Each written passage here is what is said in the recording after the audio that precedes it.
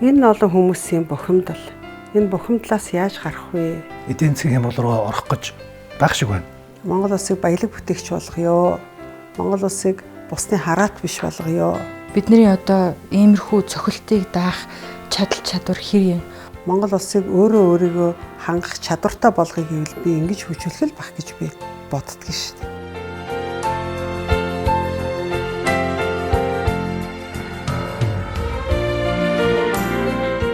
Сайн байцгаана уу? Энэ өдрийн амар амгаланг та бүхнээсээ ирье. Өнөөдөр би ганцаараа биш ээ. Үе үеийн залуучуудыг бас нэвтрүүлэгтээ урьсан юм аа. Өнөөдөр ер нь ямар асуудлыг би ярилцъя гэж бодсон бэ гэхээр сар тахлын үеийн өнөөгийн байдал. Энэ олон хүмүүсийн бухимдал. Энэ бухимдлаас яаж гарах вэ? Сар тахлын дараах маргааш маань ямар байх юм бэ? Бид нар ирээдүйд ер нь хөгжих ёстой. Хөгжихэд ямар ажил хийсэн байх ёстой юм бэ? Ямар замаар хөгжих юм бэ гэсэн ийм сэдвүүдээр би ярилцсанаа.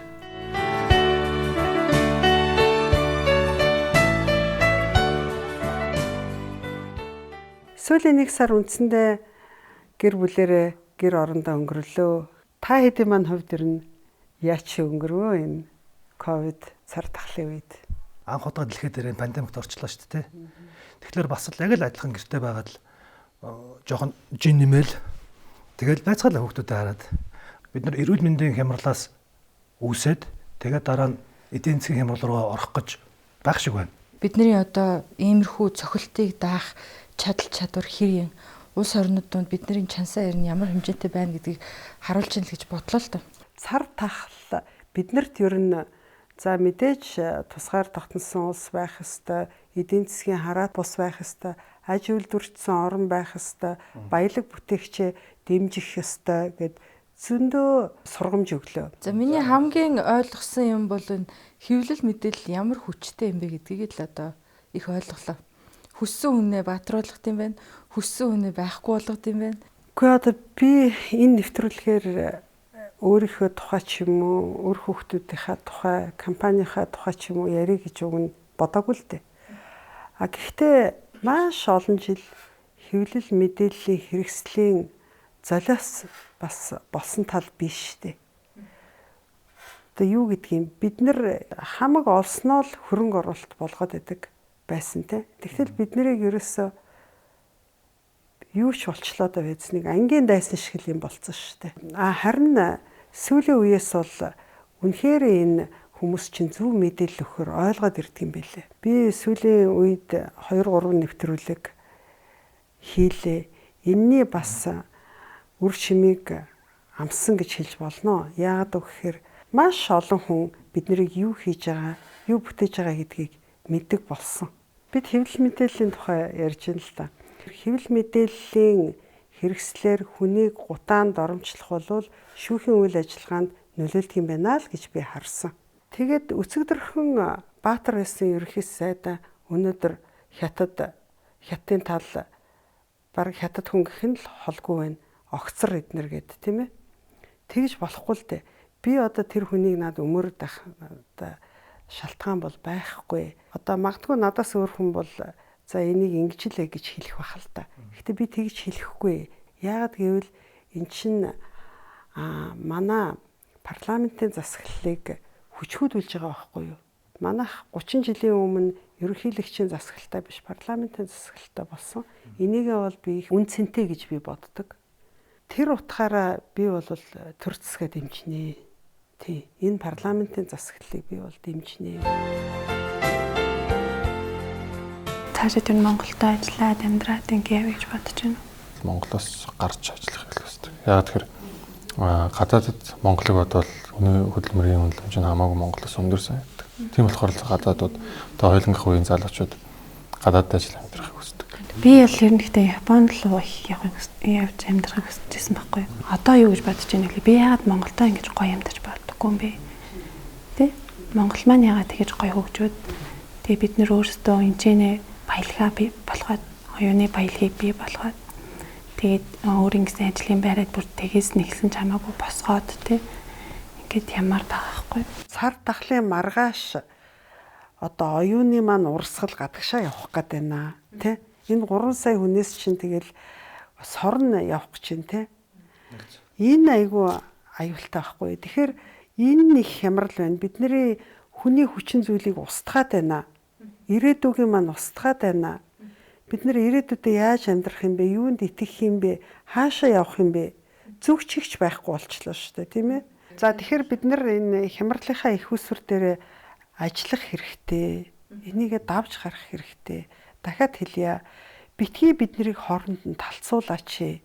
Бид нар өнөөдөр нэг талд гарч ажиллая.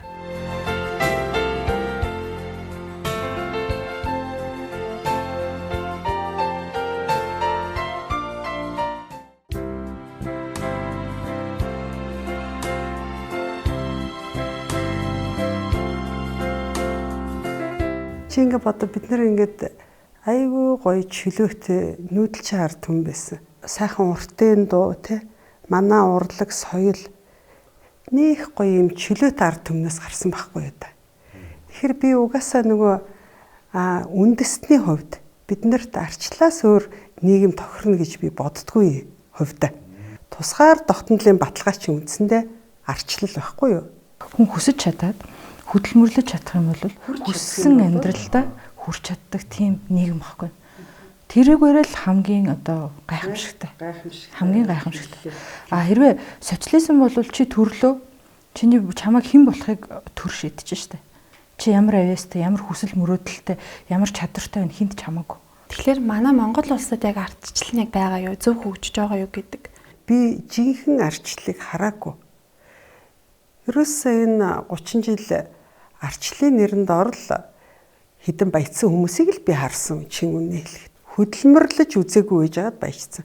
Олигарх гэдгийг тэд нэр чинь. Яагаад бид нар арчлалаа алдаад байна гэдээ айгаад байгаа юм бэ гэхээр за зүгээр одоо Монгол улс сүүлийн 1 жилийн дотор болсон юмнууд ингээд харах юм бол ерөнхийлөгч, ерөнхий сайд, улсын их хурлын дарга 3 нийлж хагаад 3 том хуулийн байгууллагын даргаыг солидог болж байгаа байхгүй. АТГ, прокурор, шүүх. Энэ 3 ч хүний хувь заяаг шийддэг байхгүй. Өөрөөр хэлэх юм бол хүн байх юм бол хэрэг нь олдно гэдэг нэг амар юм байгаа даа шүү дээ. Яг тэр шиг. Энэ засаглалыг ашиглаад өрсөлдөгчөө намнах айгуу том ажиллагаа явуулж байгаа байхгүй. Эн чинь өөрөө нөгөө арчлалын чинь үнд зүйл байх хэвээр чамайг айгуу аюултай байхгүй. Чамайг ч гэсэндээ нэг өдөр барьж аваад энэ туяа айгуу гой бүжгэлдэг айгуу мундаг байлаа тийм багш. Энэ надаас илүү болох гэдэг энийг байхгүй болгоё гэд чам дээр хэрэг үүсгэж хоронд авчиад хийж болох байхгүй. Ийм аргаар ардчлалыг байхгүй болгохыг л хэлээд байна.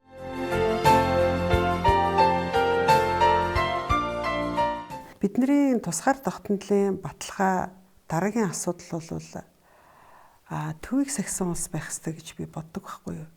Энэ глобалчлагдсан 90 үеинд чинь одоо Америкийн нэгдсэн улс гэдэг дахиад нэг хүч биш үү те. Энэ том хүч Оросыг илүү хүчтэй болоосоо Монголыг авчаасаа, Хятадыг хүчтэй болоосоо Монголыг авчаасаа гэж бодохгүй. Энэ хоёрын завсар энэ Монгол улс орчин тогтнох ёстой. Арчилсан улс байх ёстой гэсэн үзэл бодолтой байдаг юм уу гэж би боддог байхгүй юу? Хот айл гэд бодъё. 3 айл. Тэ? Энэ нэг Орос залуу байна, энэ нэг Хятад хүүхэн байна гэд ботчихцаа юу. Би ядуухан, тэ? Тэгтэл энэ хоёр надыг ядуу явж ийн гэд баярлахгүй. Яагаад гэвэл би нэгэнд нь очиод наалтчих байхгүй юу? Тэгэхээр нөгөөх маань жоохон эмзэглээд эхэлнэ. Тийм учраас хоёр хөрш маань энэ нэг газар нь очиод нийлээд нөгөөдхийг хүчрэхэг болгочснаас зүгээр өөрөө болоод явж ийг л гэж бодно. Ганцхан нөгөө би дэндүү сахилгагуудад байвал надыг зүгээр гэрээс хөөж гаргаал гэрээ маань хуваагаал авчна. Хэрвээ би ингээд зарчимтай тэ шудраг өөрийнхөө хийсэн ажлаа нэг айтайхан ингээ хийгээ яваад үр хүүхдээ тижээгээд тэ ингээд боловсралтай ингээ явах юм бол надыг нэх их очиж ноолоод байхгүй бахал гэж би бодож байна. Харин эсрэг дэмжинэ. Би тэгээд яг чинь нэг дэмжлэгээ алдаад байна да манайхан гэж боддөг шүү дээ. Би харин саяг бодоо сууж илээ л та нөгөө одоо бид нар нэг үг хүртлээ байдаг шүү дээ. Хадны зүсэрсэн хавчуудагцаа халууны зүлх хөөр хийгээл яг ингээд таад ингээд ярьсан чинь нээр нь тийм байх шүү. Уг нь бол нөгөө эзэнт гүрэн том гүрэн байсан. Сайн үгний утганаар төрлөө л дээ. Тэгээ хоёрт нь болох ингээд бодож ирсэн нэр нь яагаад уулын цаадлын айлтай бид нар харьцаж болохгүй гэж. Одоо гуруулаа найзлдаг найз байлаа гэж бодъё л доо. Тэгээд жишээлбэл би одоо нэг найзтайгаа илүү ингээ найзлаад ингээ эхлэнгүүт манай нь тийм хамаг ямаараа хамаг нууц яриалах бол манай нөгөө найз бүр ингээ өөрөө гомдчихно. Тэнгүүд би нөгөө найзаагаа наал гэдэг нь манай нөгөө найз гомдчихно тийм. Тэгэхээр би яагаад гуруулаа найзалж байгаа вэ тийм үү? Би бүр ингээ тэгш байх хэвээр. Яг ингээ голд нь төвийг сахиад ингээ байх ёстой манай зүгээр өөрийнхөө жишээгээр хэлбэл нэг ийм л утгатай байна. Тийм хөөрхөн юм бас ярьж ирсэн тийм. Манай залуучууд бас ингээд дуу хоолойг сонсох хэрэгтэй байхгүй юу? Эднийг ойлгохгүй гэж хүмүүс бодоод байдгийг үгүй. Эднэр чи ирээдүй байхгүй юу та?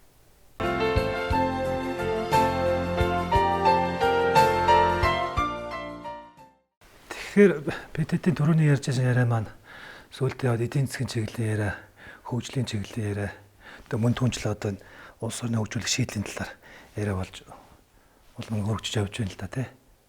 Энд дээр таны бодол олоо гэж байдаг лээ. Богдуулаад тойроод л одоо хот байгуулах галах шиг байна. Иргэн тойр. 0.3 гэдэг үлээ тий. Иймхэн метр квадрат талбайд хүн амынхаа тун удахгүй 70-80% суршуулна гэдэг бол би бол галзуурлал гэж боддог шүү дээ. Тэгэхээр яг одооний гарч байгаа шийдвэр өөр л баг л та. Би болохоор юу гэж боддог вэ гэхээр өнөөдрийн байгаа аймагуудыг бол 4 дахин багасгах хэрэгтэй л гэж би боддог. Тэгэд хот аймгийг хөгжүүлэх хэрэгтэй гэж. Тийм ээ? Зүгээр аймаг биш, зүгээр хот биш, хот аймгийг. Тэгээ энэ хот аймагт хүнд үйлдвэрлэлүүдийг хөгжүүлэх хэрэгтэй. Тэ? Манайд одоо 8 улс орны эдийн засгийг аваад явах томоохон үйлдвэр бий болох нь ба штэ. Тийм ээ?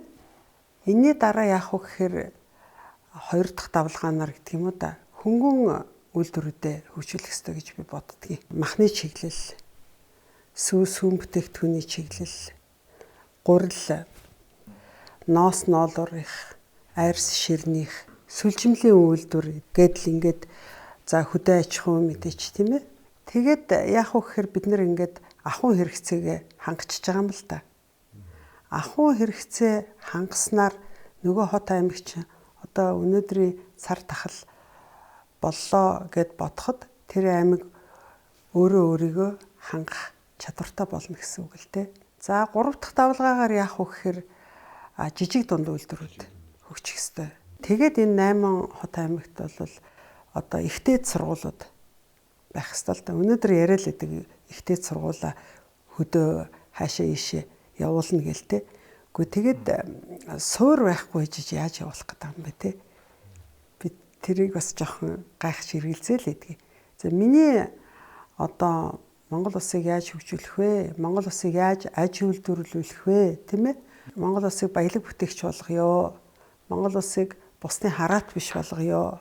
Монгол улсыг өөрөө өөрийгөө хангах чадвартай болгоё гэвэл би ингэж хөгжүүлэх л бах гэж би боддөг шүү дээ. Энийг бол нэг 10-20 жилд хийхгүй, 50-60 жилд хийнэ.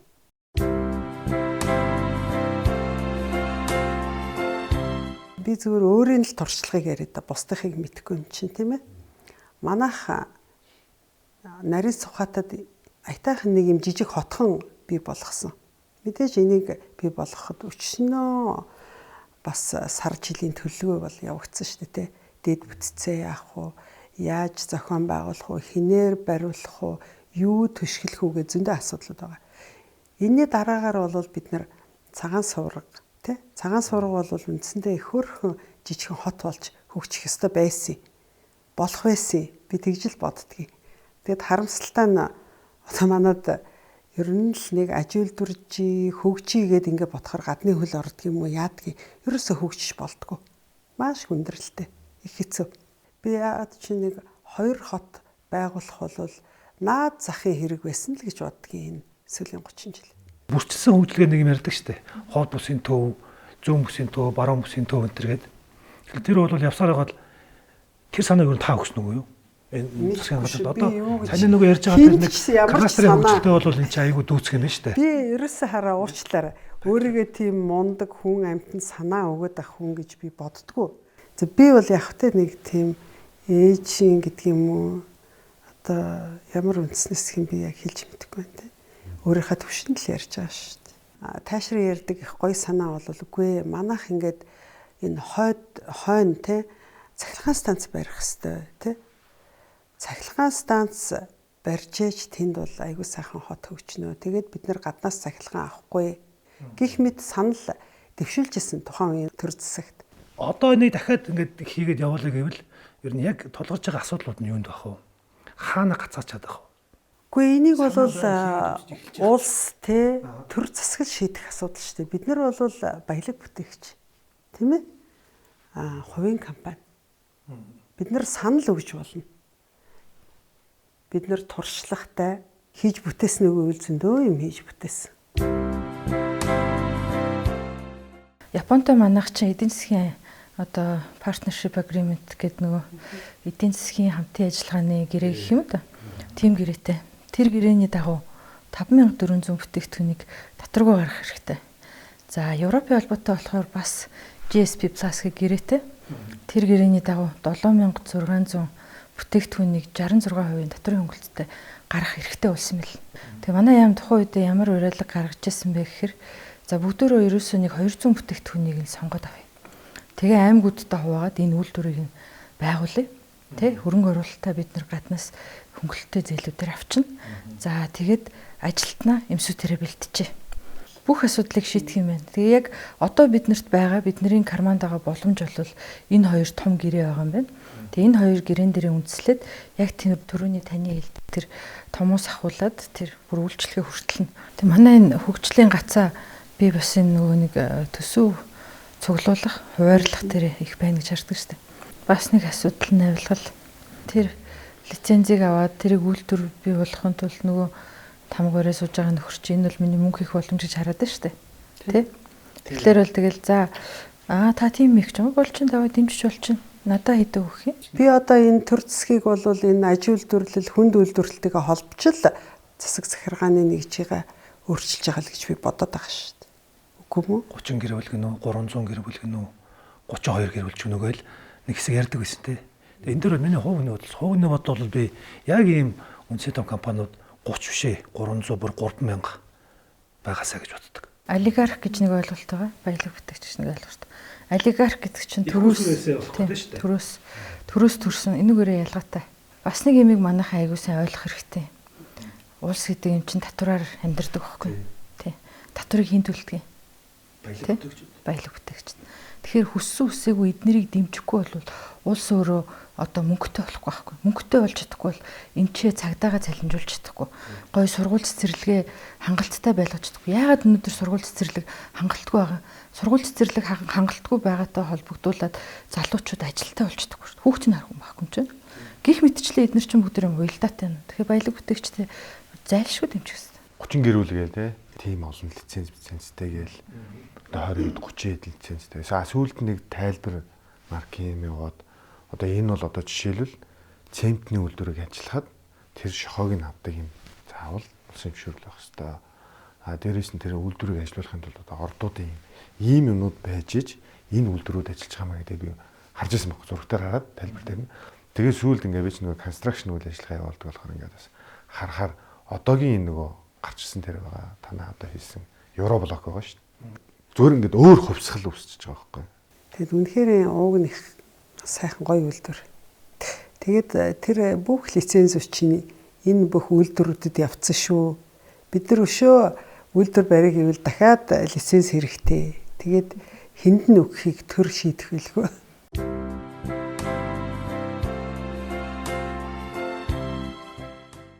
Ард түмнийг ингээд мунхруулаад байгаа болохоос биш энэ нөхөр баяжчлаа.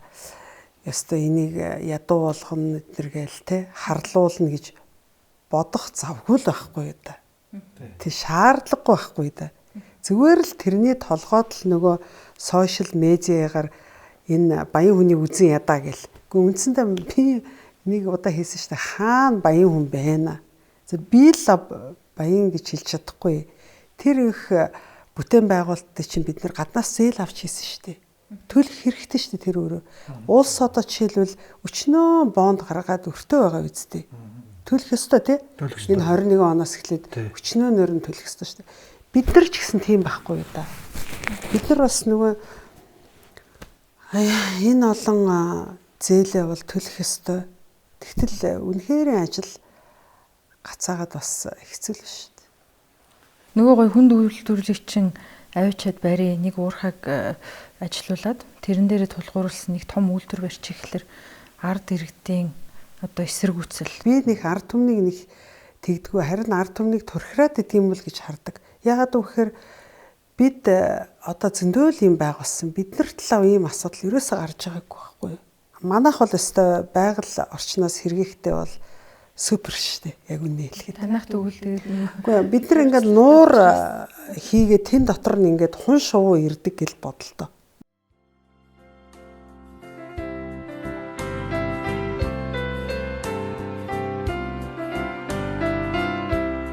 Та хэдэд үнэхээр баярлж байна. Та хэд Монголын ирээдүйн шүү те. Тийм учраас би тэгээд үеийн залуучуудыг урьдлаа. Мак залуучуудынхаа төлөө шүү. Тэгээд та нар бидний ирээдүйн шүү те. Хүн маань та нарынхаа төлөө бас явж ирсэн шүү. Тэгэл болоо. Бид нарыг хүрсэн баярлаа.